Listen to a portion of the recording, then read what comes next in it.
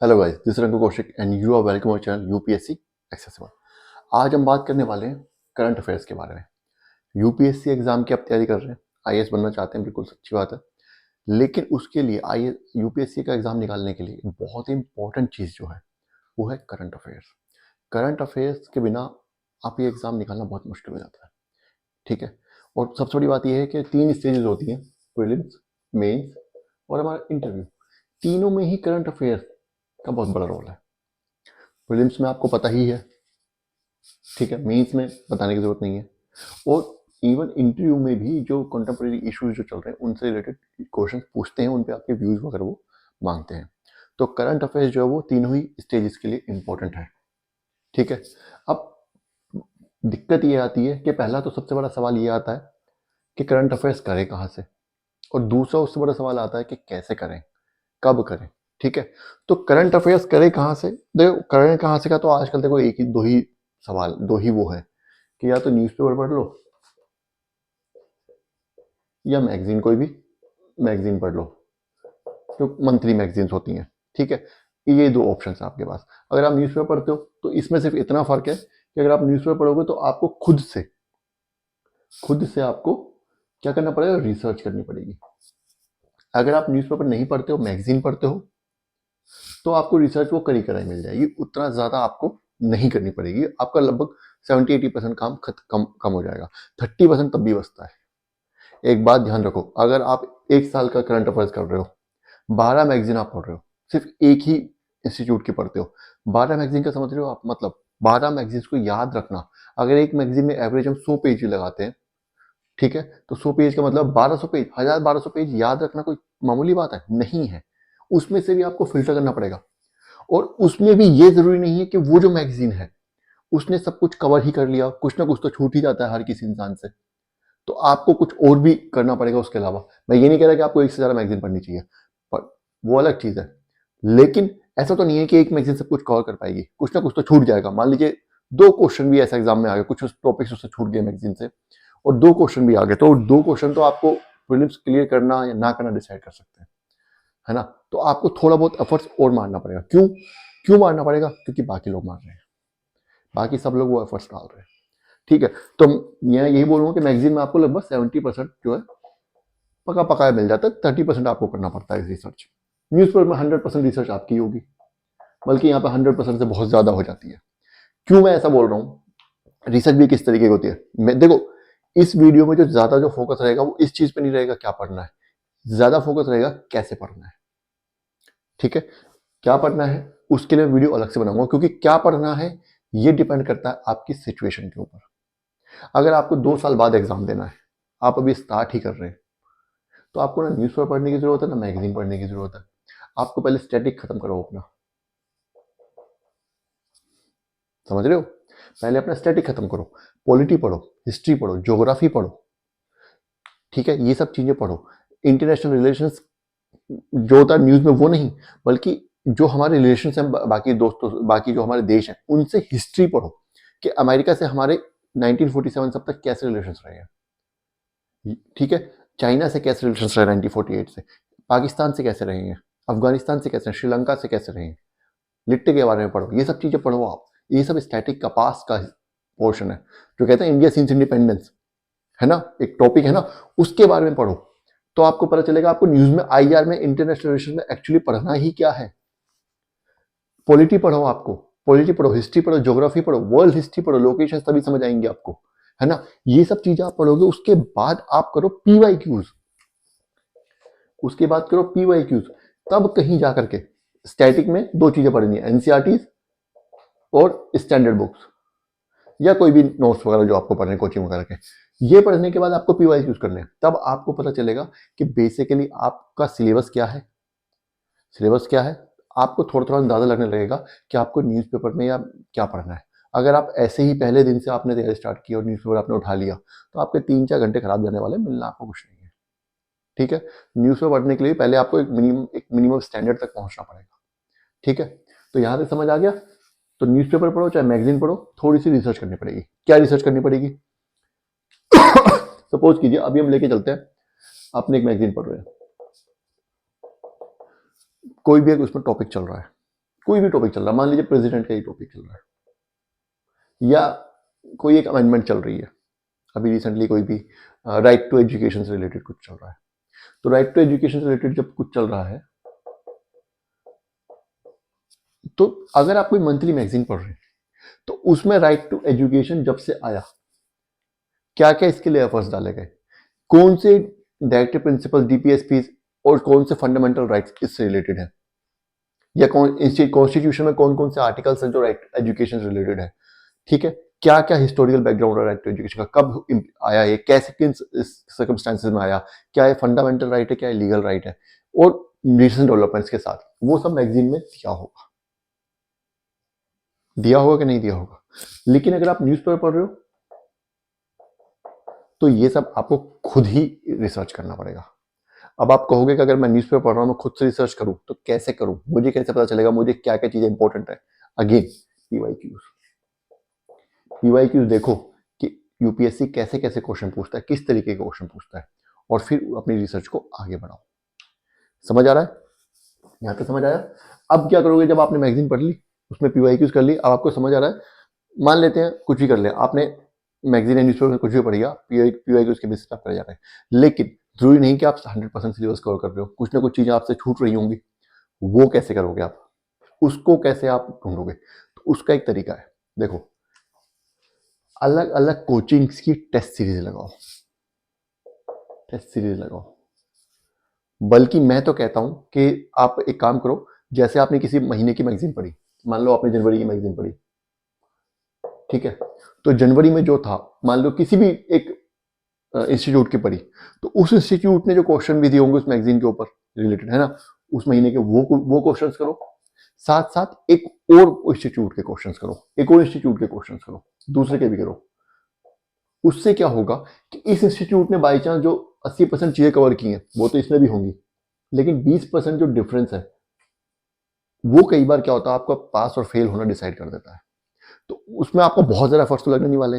अब देखो आपने 80% तो यहाँ पे सब किया ही हुआ है पहली वाली मैगजीन से, 20% की बात है, मान लो 10-15 क्वेश्चन ऐसे हुए या 5-6 क्वेश्चन हुए पूरे महीने में, या 10 क्वेश्चन ऐसे हुए कि जो आपको लगा कि हाँ यार ये नए हैं और ये इंपॉर्टेंट हो सकते हैं, तो उनको ठीक है, उनको लिख लो, कहीं जॉट डाउन कर लो उन टॉपिक्स को, क्या फर्क पड़ रहा है, कुछ ज़्यादा टाइम तो नहीं लगेगा ना आपका, लेकिन आपका एक आधा 2-3-4 क्वेश्चन बढ़ने के चांसेस होंगे। आप ऐसा होगा कि आप वो क्वेश्चन बाद में आपने अगर नहीं किए तो अटेम्प्ट नहीं कर सकते, और अगर आपने ये तरीका आजमाया है तो आप 1-2 क्वेश्चन फालतू अटेम्प्ट कर पाओगे, ठीक है। इसी तरीके से फिर अगले महीने का देखो, तीसरे महीने का देखो, फिर एंड में क्या करो, पूरी जो कोई टेस्ट सीरीज ले रही हो तो उसमें फुल लेंथ टेस्ट भी आएंगे, है ना, फुल लेंथ टेस्ट भी आएंगे, तो फुल लेंथ टेस्ट देख लो, उसमें भी आपको 2-4-5 क्वेश्चन मिल जाएंगे, या जो क्वेश्चन इसमें आपने अलग किए हैं वो वहां पे रिवाइज हो जाएंगे, दोबारा से रिवाइज हो जाएंगे, है ना। तो कहने का मतलब करंट अफेयर्स के केस में ज्यादा से ज्यादा अलग अलग इंस्टीट्यूट्स के क्वेश्चन प्रैक्टिस करो, अलग अलग क्विजेस प्रैक्टिस करो, अलग अलग सोर्सेज से, ऑनलाइन बहुत सारे आजकल सोर्सेज है, कहीं भी मिल जाएंगे आपको, ठीक है, लोग दे देते हैं, मिनिमम थोड़ा सा 100-200 रुपए लेकर के एक अलग टेस्ट आपको मिल जाता है, आप उससे क्वेश्चन कर सकते हो, ठीक है। समझ आ रहा है यहाँ तक? ठीक है। अब क्या कह रहा है ये, चलो ये हो गया। अब एक बात और आती है यहाँ पे, क्या आती है, हाँ एक चीज और मैं यहाँ पे बता रहा हूँ,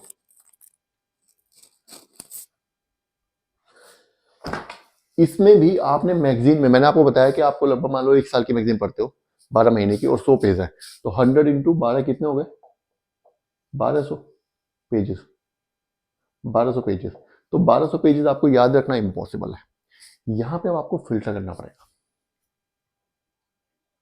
आपको जो आपने मैगजीन्स में न्यूज़पेपर में जो भी पढ़ा है, ठीक है, वो भी ऑब्वियसली बात है, वो भी कंटेंट बहुत ज्यादा हो जाएगा, तो अगेन आपको फिल्टर इसमें से भी करना पड़ेगा। क्या करना पड़ेगा आपको फिल्टर, अगेन फिर से क्या, देखो मैंने आपको क्या बोला कि आपको क्वेश्चन प्रैक्टिस करने हैं, उस जिस कोचिंग की आपने मैगजीन पढ़ी है या न्यूज़पेपर पढ़ा है, अगर आपने न्यूज़पेपर पढ़ा है तो कोई भी 2 कोचिंग के क्वेश्चन उठा लीजिए, अगर आप, ठीक है, मंथ वाइज भी उठा सकते हैं, टॉपिक वाइज भी उठा सकते हैं, सब्जेक्ट वाइज भी उठा सकते हैं, और अगर आपने मैगजीन पढ़ी है तो मंथ वाइज ही उठा लीजिए, उस कोचिंग की भी और एक दूसरे कोचिंग की भी। तो उसमें क्या होगा, मान लीजिए आपने किसी टॉपिक के बारे में पढ़ा, तो उस टॉपिक से रिलेटेड 4 पॉइंट्स दिए होंगे, ऑप्शंस में दिए होंगे कि नहीं दिए होंगे, इसका मतलब वो 4 पॉइंट्स इंपॉर्टेंट है। टॉपिक में 15 थे, यहाँ पे 4 आ गया, 15 से 4 तो आ गए, तो ये 4 जो है उस सबको इंपॉर्टेंट लग रहे हैं।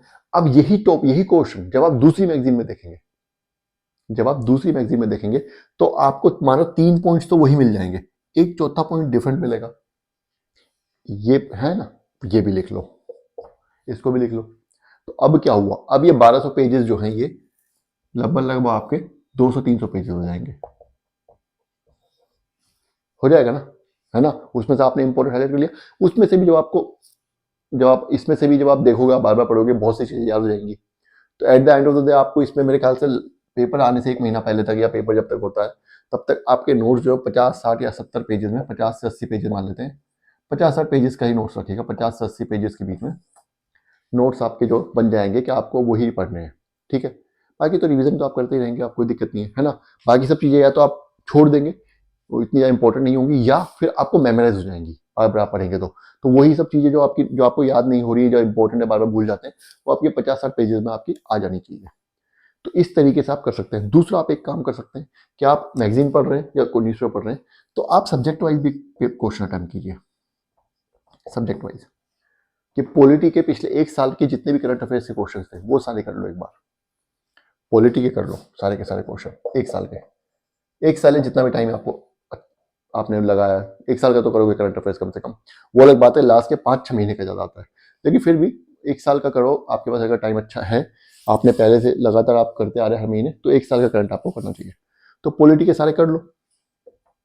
इसमें क्या होगा कि मान लीजिए एक किसी एक मैगजीन का ले लिए पहले सारे क्वेश्चन पॉलिटी के, फिर दूसरी मैगजीन के ले लिए पूरे साल के, उनसे नोट्स बना लो सेम तरीके से।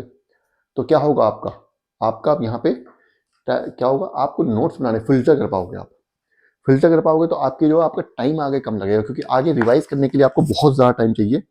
और क्या होगा, रिवाइज करने के लिए आपको बहुत ज़्यादा टाइम चाहिए, इतना टाइम आपके पास होगा नहीं लास्ट के महीने में। तो आपको अपने नोट्स जो है कम से कम बना कर रखने हैं।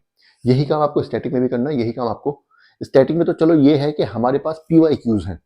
अगर हमें स्टैटिक में कुछ भी समझ नहीं आ रहा, तो आप इतना कर सकते हो कि आप PYQs ही पढ़ लो, उन्हीं टॉपिक्स को ढंग से अच्छे से कर जाओ, तो आप वही अच्छा कर पाओगे।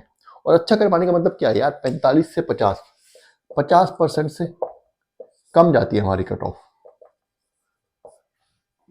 50 से कम ही जाती है। 50 से ऊपर जाने का मतलब पेपर बहुत ज़्यादा ईजी आया है, फिर तो कर ही लोगे। तो बात ये मानो 50 से कम जानी है, तो वो तो आप यार कर ही लोगे। उसके लिए कि तो आप PYQ ढंग से एनालाइज करके चले जाओ, NCERTs पढ़ के चले जाओ, और 1-2 स्टैंडर्ड बुक, कुछ स्टैंडर्ड बुक्स हैं, जैसे मैं आपको बताता हूँ, अगर आपने हिस्ट्री में NCERT ढंग से पकड़ ली, एंशिएंट, मिडाइवल और मॉडर्न तीनों की, तो आपको कोई स्टैंडर्ड बुक पढ़ने की जरूरत नहीं पड़ेगी। स्पेक्ट्रम जो बेसिकली हम पढ़ते हैं, एक बार को ना भी पढ़ो तो आपका काम चल जाएगा, ठीक है। तो इसी तरीके से पॉलिटी में आपको हेल्प की जरूरत पड़ सकती है, क्योंकि NCERT उतना फैक्ट्स प्रोवाइड नहीं करती है, तो पॉलिटी में आपको जरूरत पड़ सकती है। ज्योग्राफी में आपको जरूरत नहीं पड़ती ज़्यादातर, ज्योग्राफी में आपको NCERT के साथ किसी कोचिंग के थोड़े बहुत नोट्स वगैरह पढ़ लो, या यूट्यूब पे क्लासेस वगैरह देख लो, तो उससे काम चल जाएगा। साइंस एंड टेक में तो 9-10 की सेंस है, और बाकी सब करंट से ही आता है। इकोनॉमी में भी ज़्यादातर करंट ही होता है ना।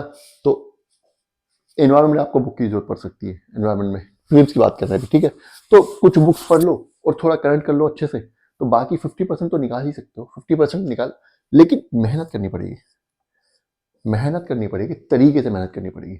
ऐसे ही बार बार पढ़ते जाओगे, इन 1200 पेजेस को रटने में लगे रहोगे, तो कुछ याद नहीं रहने वाला। आपको इसमें से अपने काम की चीजें निकालनी पड़ेगी, और उनको आपको इस तरीके से याद करना पड़ेगा कि उसमें से कुछ भी आ जाए तो फिर गलती की गुंजाइश ना हो। और एक बात याद रखना, ये सोच के मत जाना कि डायरेक्ट क्वेश्चन मिलेगा, डायरेक्ट क्वेश्चन कभी नहीं मिलेगा। डायरेक्ट क्वेश्चन ये सोच के कभी मत जाना कि एग्जाम में मैं जाऊंगा मुझे डायरेक्ट क्वेश्चन मिलने वाला है। यूपीएससी का एग्जाम है, ठीक है, ये कोई छोटा मोटा एग्जाम नहीं, वन डे एग्जाम नहीं। अगर आपको डायरेक्ट क्वेश्चन चाहिए तो आप वन डे एग्जाम दो, वन डे एग्जाम्स में आपको डायरेक्ट क्वेश्चन मिल जाते हैं, या और कोई एग्जाम दो। यूपीएससी का मतलब ही ये है, यूपीएससी में को बोलते हैं अनप्रेडिक्टेबल। अनप्रेडिक्टेबल क्वेश्चंस आने वाले हैं, ऐसे क्वेश्चंस आने वाले हैं जो आपने कभी ना देखे होंगे ना सुने होंगे, जिनको आप सोच भी नहीं सकते। लेकिन लेकिन लेकिन लेकिन अगर आप सही तरीका आजमाएंगे, जो मैंने आपको बताया, आप एनसीईआरटीज को ढंग से पढ़िए, आप स्टैंडर्ड बुक्स को ढंग से पढ़िए, आप पीवाईक्यूज को पढ़िए, और जो मैंने तरीका बताया उससे करंट अफेयर्स अपना पक्का कीजिए। 1 साल का तो करना ही है, लेकिन 5-6 महीने, 6-7 महीने का भी करेंगे, 8 महीने का भी करेंगे, तो भी आपका काम चल सकता है। तरीका ये होना चाहिए, तरीका ये होना चाहिए कि आपको अपने नोट्स सारे इस तरीके से करना है कि लास्ट के जो नोट्स हो 50-60 पेजेस में लाने हैं आपको, या उससे भी कम ला सकते हैं तो और भी अच्छी बात है, ताकि आपको लास्ट ये आप बैठे 2-4 घंटे में बैठ के रिवाइज कर सकें। ठीक है, इस तरीके से अगर आप करेंगे, ज़्यादा से ज़्यादा क्वेश्चन प्रैक्टिस करेंगे, ज़्यादा से ज़्यादा क्वेश्चन प्रैक्टिस करेंगे, तो आप उन जो क्वेश्चन आए हैं, जो आउट ऑफ द सिलेबस आपको दिखते हैं, अदरवाइज अगर आप तैयारी करके नहीं जाएंगे तो वो सारे क्वेश्चन आपको अदरवाइज क्या लगेंगे, आउट ऑफ सिलेबस आए हैं। लेकिन अगर आप इस तरीके से तैयारी करके जाएंगे तो आपको लगेगा कि नहीं, आप सिलेबस क्वेश्चन बाहर से आया, क्वेश्चन बहुत डिफिकल्ट है, लेकिन मैं इसका सही जवाब ढूंढ सकता हूँ, ये आपको अंदर से फील होगा। उसके लिए आपको मेहनत तो करनी ही है, मेहनत सब करते हैं। देखो यूपीएससी में लाखों बच्चे एग्जाम देते हैं, तो ऐसा नहीं है कि उनमें से लोग मेहनत नहीं करते, बहुत लोग मेहनत करते हैं, लाखों लोग। मैं बताता हूँ, आज का कंपटीशन ऐसा है कि 1 लाख से ज़्यादा बच्चा इस टाइम पे बहुत ज़्यादा मेहनत कर रहा है, लेकिन प्रीलिम्स जो होता है वो कुछ हज़ार का ही होता है। वो क्यों? क्योंकि तरीका सही नहीं है उनका। अब उस तरीके से करना है आपको मेहनत। तो आपको जो करंट अफेयर्स का तरीका बताया, इस पर ज़्यादा ध्यान देना। न्यूज़पेपर पढ़िए चाहे मैगजीन पढ़िए, वो अलग इशू है। ठीक है, वो दोनों ही आजकल देखो, न्यूज़पेपर वाले भी एग्जाम निकाल रहे हैं और मैगजीन वाले भी एग्जाम निकाल रहे हैं। कुछ और पढ़ के तीसरा तरीका जो आजकल लोग क्या करते हैं, PT65 पढ़ लेते हैं, 365 उसको पढ़ के भी निकाल लेते हैं, ऐसा बोल रहे हैं। तो वो सोर्स इशू नहीं है, इशू आपका तरीका है। तो करंट अफेयर्स आपको करना है तो आपको इसी तरीके से करना है जो मैंने आपको बताया। इस तरीके से आप करंट अफेयर्स कीजिए, PYQs को बेसिस रखिए, आप पता करिए कि एक्चुअली आपको करंट अफेयर्स में पढ़ना क्या है। मैगजीन में भी आपको सारा नहीं पढ़ना है, 1200 पेज, उसमें से क्रक्स निकालना है। और इस 1200 पेज में भी बहुत सी चीज़ें छुट्टी हुई, ये भी 80% ही है। तो आपको दूसरी मैगजीन का भी देखना है, वो 20% जो रह गया आपको, वो किस तरीके से करना है, वही मैंने आपको बताया कि क्वेश्चन प्रैक्टिस करो। उसमें जो इंपॉर्टेंट चीज़ होंगी क्वेश्चन में आ जाएंगी उस मैगजीन की, और वो क्वेश्चन से फिर आप अपने नोट्स वगैरह में कहीं पे जॉट डाउन कर सकते हैं। तो बेसिकली मेहनत तो आप ही को करनी है, ये मैंने आपको तरीका बता दिया न्यूज़पेपर कवर करने का, वो करंट अफेयर्स कवर करने का। ठीक है, तो ये वीडियो यहीं पे खत्म करते हैं। उम्मीद है आपको आपके लिए हेल्पफुल होगी। वीडियो अगर पसंद आई है तो लाइक करना और चैनल को सब्सक्राइब करना। Thank you.